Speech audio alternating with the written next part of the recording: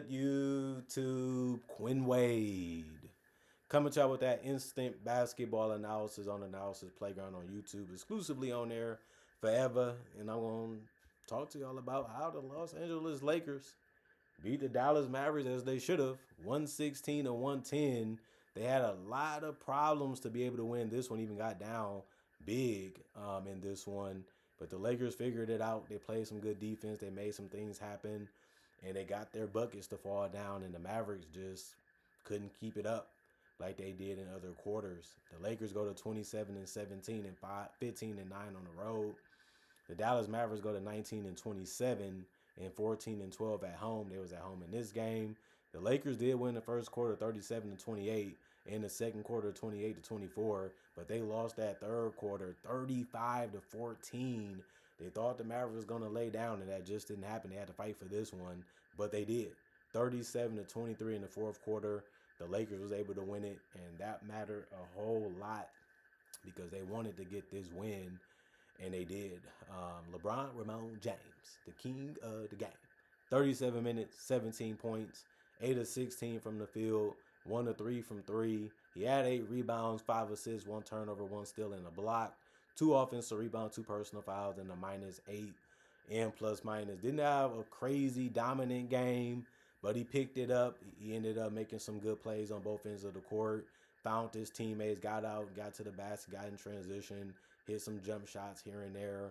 And that's what his game is now. You know, he just didn't need a big one tonight to get the win because he had some teammates that stepped up. Jake LaRavia was one of them again. 30 minutes, 13 points. He went 4 of 8 from the field, 2 of 6 from 3, 3 of 4 from the free throw line. He's out there to space the floor, play a little defense, get some boards. He had 6 tonight. He had 1 assist, but he did have 4 turnovers. He got caught thinking what he wanted to do and not doing it fast enough, not doing it quick enough, and just overthinking things. He also had a block, 1 offensive rebound, 4 personal fouls, and a +12. And plus minus DeAndre Ayton, 24 minutes, 9 points, 4 of 16 from the field, 1 of 2 from the free throw line, 11 rebounds. The 11 rebounds ended up being the most on the team.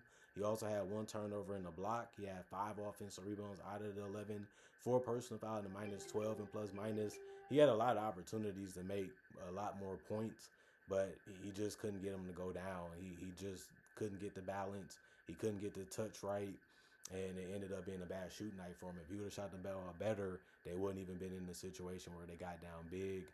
Marcus Smart stepped up and played 32 minutes, had 13 points. He went 4 of 10 from the field, 2 of 4 from 3, 3 of 5 from the free throw line, 7 rebounds, 3 assists, 3 turnovers, 2 blocks. The 2 blocks ended up being the most on the team, and that's really good to see from him. And he also had 4 offensive rebounds and 3 personal fouls and was a -2 and plus minus. He doesn't try to shoot too many shots. He doesn't try to dominate the ball. He's just out there to try to make everything smooth as possible on both ends of the court. And it's always good when he's knocking down his threes efficiently. And then Luka Wonderboy, the Don Doncic, 39 minutes. He ended up playing that. That was the most on the team. He went for 33 points, and he went 8 of 15 from the field. Took some really good looks in the paint, near the paint.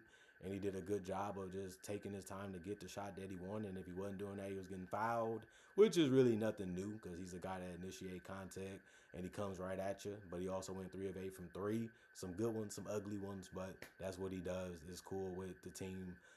11 assists, that was the most on the team. He's a double-double threat. He's a triple-double threat on top of that every single game. Came close, he had 8 boards, but not to be a triple-double, though. He did have 5 turnovers, 1 steal, 1 block, 2 personal fouls, and a +18. It was just Luka being Luka. This is what you wanted Luka for. He's been giving it to you every game that he's basically been healthy. He came up with a nice charge, too. You have to like that.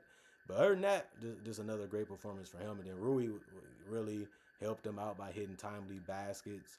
27 minutes, 17 points. We know he's capable of that. He's been doing that since he's been a Laker. He went 6 of 13 from the field, 4 of 7 from 3, 1 of 1 from the free throw line. He had 8 rebounds, 1 assist, no turnovers, and a block. 1 offensive rebound, 1 personal foul, and a +21 and plus minus. Jared Vanderbilt, 12 minutes, 8 points, 3 of 6 from the field, 2 of 3 from 3, 0 of 2 from the free throw line, 4 rebounds, 2 assists, 1 steal, 1 offensive rebound, 1 personal foul, and a -4 and plus minus.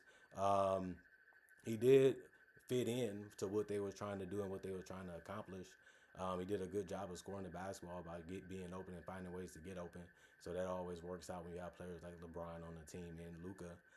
Then Drew played 8 minutes. He missed his only shot was a three. He did have 3 rebounds, 1 assist, no turnovers, 2 steals. And he did have 1 offensive rebound, no personal foul, was a -4 and plus minus. Jackson Hayes, 15 minutes, 6 points, 3 of 3 from the field. Of course, he's going to try to score close to the basket. That's what he's strongest at. And it worked out again when he could get open, when he could get the ball. He did the right thing with it. He also had 1 rebound and an assist, no turnovers, 1 block, 2 personal fouls, a +1 and plus minus, and gave Vincent 15 minutes, 0 of 2 from the field. It was all threes that he took, but he missed all of them, and he did have 1 rebound, 1 assist. His rebound was offensive, and he had a personal foul too, and was a +8 and plus minus. And of course, Kobe Bumpkin didn't do much, but he was there. And then you look at the Dallas Mavericks. Dwight Powell, 24 minutes. He didn't score because he went 0 of 2 from the field. He was the only starter to not get in double figures for the Dallas Mavericks in points, but he still helped out because he had 7 rebounds, 2 assists. He also had 2 steals and a block.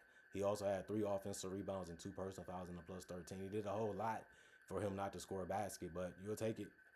Caleb Martin, 24 minutes, 17 points, 6 of 10 from the field, 3 of 4 from three, 3 rebounds, 1 assist, no turnovers, 1 steal, 2 blocks, 3 personal foul and a +14 and plus minus. Did a good job of spacing the floor and just being ready to score wherever he was at on the floor. You have to love role players that does that. Najee Marshall, he's becoming their weapon of I can shoot and make crazy and different shots no matter who guarded me or how they guarded me, and they need a scorer like that. But he also played the most minutes, which was 37. He scored 21 points, went 7 of 15 from the field, 0 of 3 from three, 7 of 10 from the free throw line, 11 rebounds. So he had a double-double, 2 assists, 3 turnovers, 1 steal, 4 offensive rebounds, 3 personal fouls, and a -8 and plus minus. Really good game from him.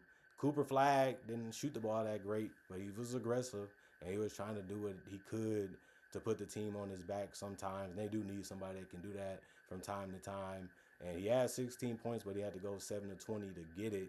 Also 1 of 5 from three and 1 of 2 from the free throw line. He also had 7 rebounds, 6 assists, and no turnovers. He had 2 steals, 2 offensive rebounds, 3 personal fouls, and was a -4 and plus minus. And it was good to see him not turn the ball over. It was good to see him still try to compete and play decent defense. And it was just good to see him just try to do whatever he could to stay confident and try to help out in other areas too when he could. Max Christie, 35 minutes, 24 points. That was the most on the team. He had to go 8 of 18 from the field to get it. He did shoot decent from three though, 4 of 10. Also 4 of 4 from the free throw line. He had 2 rebounds and 3 assists. And he also had 1 steal, 1 personal foul, and a -9 and plus minus. Brandon Williams had another great performance. He did it off the bench this time. 23 minutes, 20 points, 8 of 17 from the field.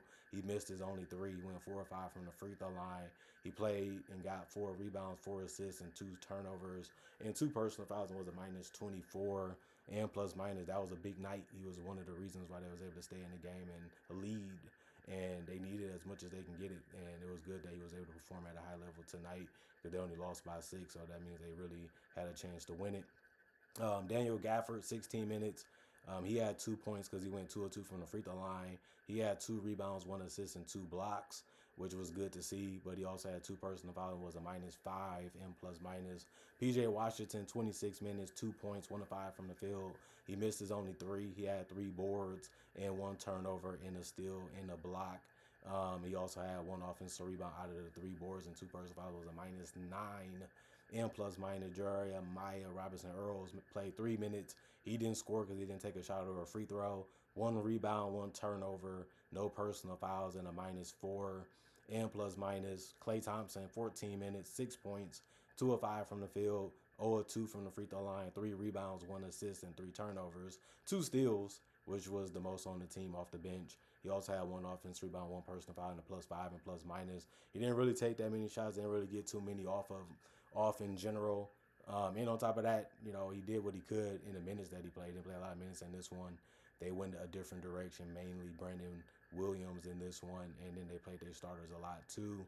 And then Ryan Nembhard, he's out of the rotation almost 4 minutes. He had 2 points. He missed his only field goal, but he did go 2 or 2 from the free throw line to score those 2 points. And he also had 2 assists and 1 turnover. He also had no personal fouls and was a +1 and plus minus. 94 field goal attempts for the Mavericks. They shot 41%. 90 for the Lakers. They shot 44%.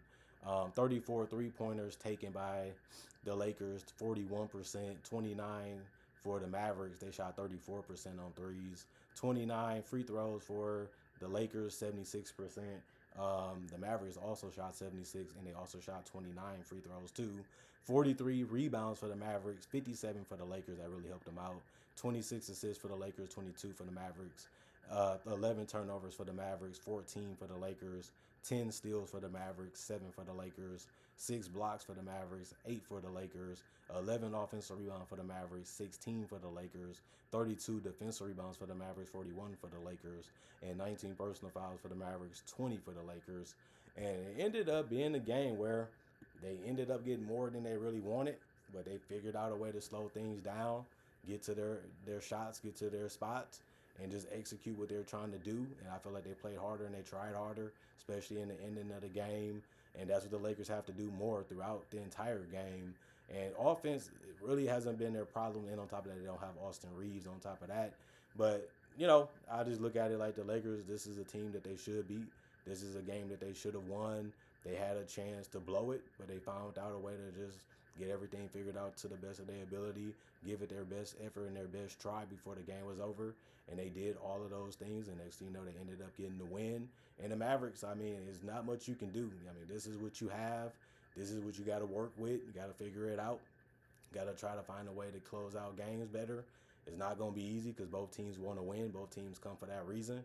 And they had a good chance of winning this game. They just let it go. In my personal opinion, they just didn't do what was needed and do what they was doing before that was working successfully against the Lakers. But you also got to give the Lakers credit for making adjustments and making, a change in effort. And that's something that the Mavericks had to do, but they never did it, and they ended up losing it.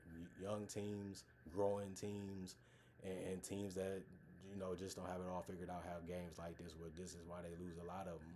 The Mavericks record ain't terrible for the team that they have, but at the same time, this was a win when you look back at it and say we could have been a playing team. You look back at it and say we should have won that one, we should have won that one, we did this, we did this, we did that.